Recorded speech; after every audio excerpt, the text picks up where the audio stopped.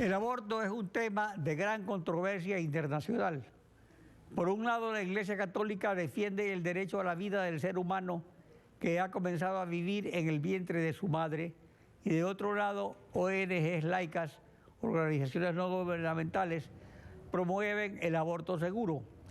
Dada la complejidad del tema y sus derivaciones, esta semana la Asamblea aprobará reformas al Código Integral Penal que el presidente debe vetar o sancionar, que prescriben la despenalización del aborto por violación sexual a la madre.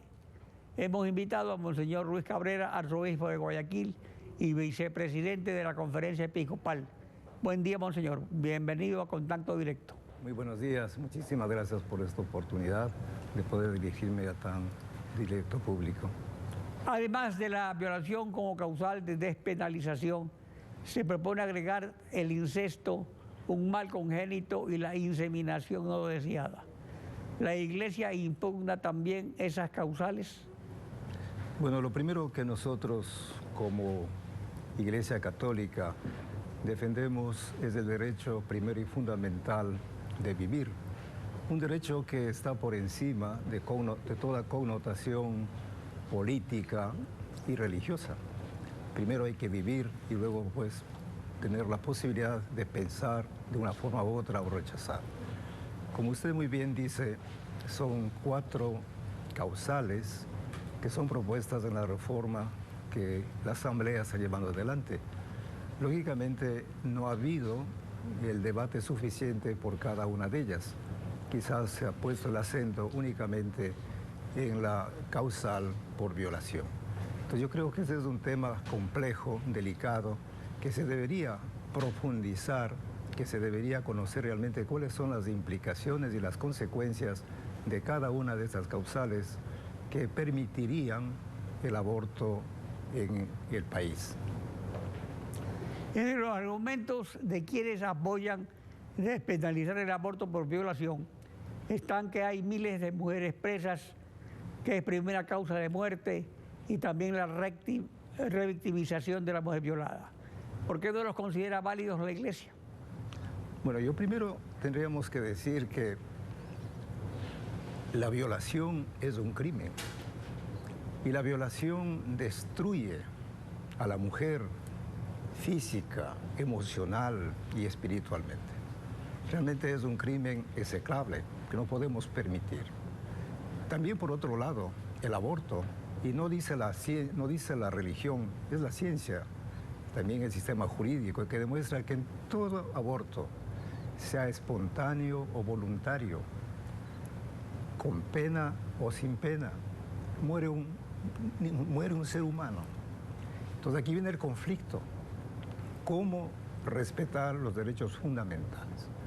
Yo creo que nosotros, como sociedad, en primer lugar tendríamos que rechazar toda forma de violencia en contra de la mujer, crear una cultura capaz de denunciar cualquier atropello a la dignidad de la mujer. No nos olvidemos que el silencio cómplice también es una responsabilidad. Pero también nosotros tenemos que pensar en la vida de ese niño. La gran pregunta que nos hacemos ¿es justo eliminar una vida para solucionar una violencia? Sabemos que una violencia no se resuelve con otra violencia. Y aquí entonces la gran responsabilidad que tenemos todas las instituciones civiles o también religiosas y sociales de buscar los modos para erradicar la violencia y crear las condiciones para que la gente, las niñas sobre todo, no sean ultrajadas y no se vean pues como presionadas psicológicamente. Y los violadores siguen impunes. Perdón. Digo, y los violadores siguen impunes, ¿no? Bueno, también es otra de las realidades. Igualmente, pero aquí también tendríamos que pensar no solamente, como se dice ahora, pues endurecer las penas, porque igual los violadores van a continuar. ¿Qué hacer para que no haya gente que agreda? ¿Qué hacer para que las personas no utilicen, valiéndose de miles de artimañas, y engañen y destruyan la vida de las personas.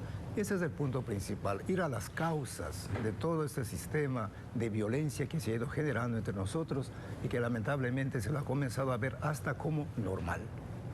Ahora, respecto al procedimiento para establecer si hubo o no violación, ¿por qué no está de acuerdo en que solo sea suficiente la declaración de la abortante al momento de abortar? Bueno, esos son, digamos, los riesgos que abrirían las puertas para la despenalización o el permitir el aborto en varias otras circunstancias. Yo creo que aquí seguramente las autoridades que tendrán que tomar todas las medidas para que no sea suficiente la declaración de alguien, sino que haya también un fundamento, de tal forma pues que no se proceda de una manera, me permito decir, quizás hasta, no sé si arbitraria, pero sí precipitada.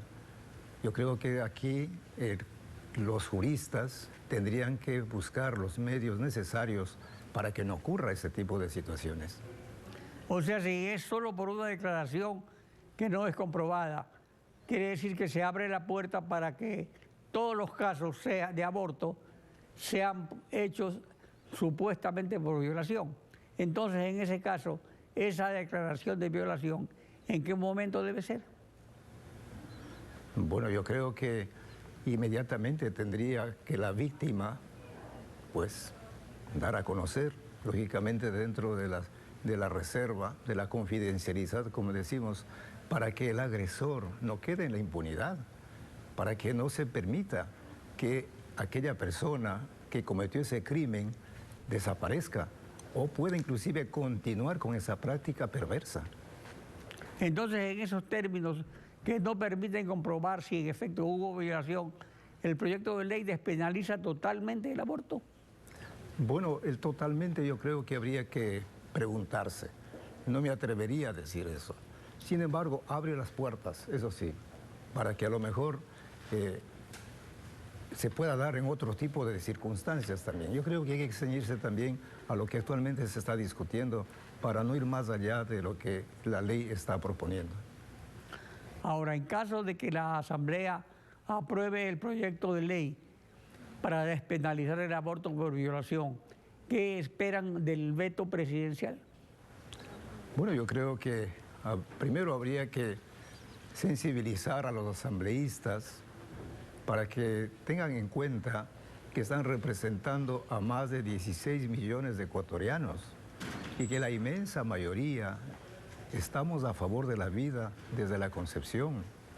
Entonces yo creo que eso es importantísimo también, y el señor presidente de la República, del mismo modo, debe considerar la voz, el clamor de más de la mitad, la mayoría, diríamos, de ecuatorianos.